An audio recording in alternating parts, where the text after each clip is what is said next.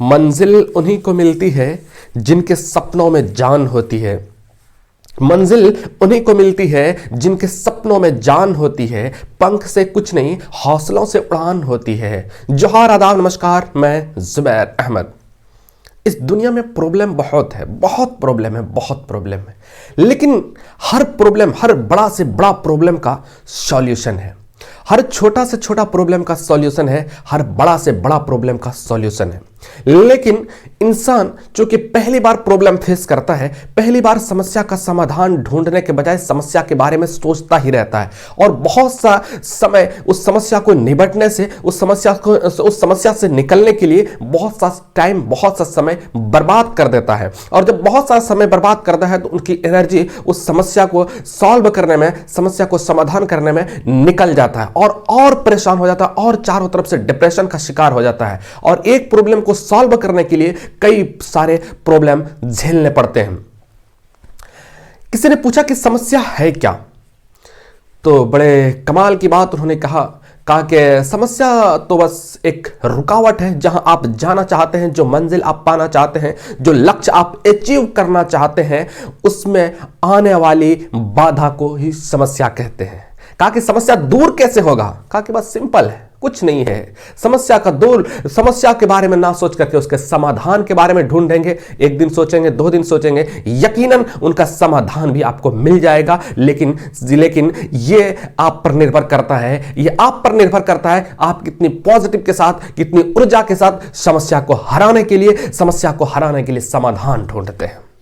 एक छोटी सी कहानी है जो बहुत सीख देती है। एक गांव में एक जमींदार रहता था और वो जमींदार बहुत अक्लमंद था। तो लोग उनके पास छोटी छोटी समस्या को सॉल्व करने के लिए या और भी कोई चीज का मशवरा करना हो, कोई चीज का सलाह करना हो, तो जमींदार के पास आते थे और उनसे सॉल्यूशन पूछते थे और उनके बारे में राय लेते थे। जमींदार भी बड़े अच्छे से सबको अच्छी राय देता और लोग उनसे बहुत खुश थे। एक बार उनके आंखों में एक कीड़ा चला गया। जब कीड़ा चला गया ना, वो परेशान रहने लगा।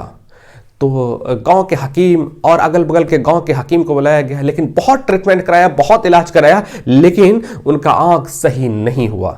तो एक बार आंख से जब ज्यादा प्रॉब्लम होने लगा, आंख से जब ज्यादा समस्या आने लगा, तो उन्होंने सोचा कि जाकर शहर में जाते हैं और डॉक्टर से मिलते हैं और वहां से इनकी समस्या और वहां से इलाज करा के आते हैं और समस्या से हल निकालते हैं। तो एक दिन ऐसा ही हुआ, गए शहर में डॉक्टर चेकअप करते हैं, डॉक्टर देखते हैं, डॉक्टर कहते हैं कि आपके आंख में इन्फेक्शन है, आपके आंख में दूसरा कोई कलर नहीं दिख सकता, सिर्फ और सिर्फ हरे रंग का कलर ही दिखेगा, दूसरा कोई कलर नहीं दिखेगा। तो वो सोच करके और परेशान रहने लगा। ये बात सुन करके गांव आते हैं और सिर्फ अब ज्यादातर आंख अपनी बंद ही रखता था, इसलिए कि जब भी हरा सामने आता तो देखता था, हरा सामने नहीं आता था तो नहीं देखता था। एक दिन जमींदार अपने नौकर को बुलाता है और कहता है इस पूरे गांव को हरा कर दो, इसलिए कि हमको बहुत प्रॉब्लम होता है। उनके कहने पर सारा गांव हरा कर दिया गया, लेकिन फिर भी उनकी समस्या दूर नहीं हुई थी, इसलिए कि भोजन, शरीर, रोटी, आसमान, कुछ चीजें ऐसी थी जो हरा हो ही नहीं सकता था, जो कि नौकर के कब्जे में नहीं था। तो पूरा परेशान रहने लगा, फिर भी उसका समस्या का सॉल्व नहीं हुआ। तो एक दिन एक गांव से उसी गांव से एक लड़का गुजर रहा था और लड़का जब देखता है गांव में सारा चीज हरा हरा है, तो उन्हें अजीब लगने लगा। तो एक व्यक्ति से पूछता है कि भाई तू बता कि आखिर ये पूरा गांव हरा ही क्यों है? जो जिस पर भी नजर पड़ती है तो हरा ही हरा नजर आता है। तो व्यक्ति कहता है कि सारी जैसे बात हुई थी वैसे बात बताता है। कहा कि एक जमींदार का आंख खराब हो गया, उसको हरा के अलावा कुछ दिखता ही नहीं है। तो कहता है बस ये तो सिंपल है। उस जमींदार के घर जाता है वो लड़का और कहता है कि जमींदार साहब बताइए आप अपनी प्रॉब्लम क्या है? तो जमींदार साहब कहते हैं कि हमको हरा के अलावा दूसरा कुछ कलर नजर ही नहीं आता है।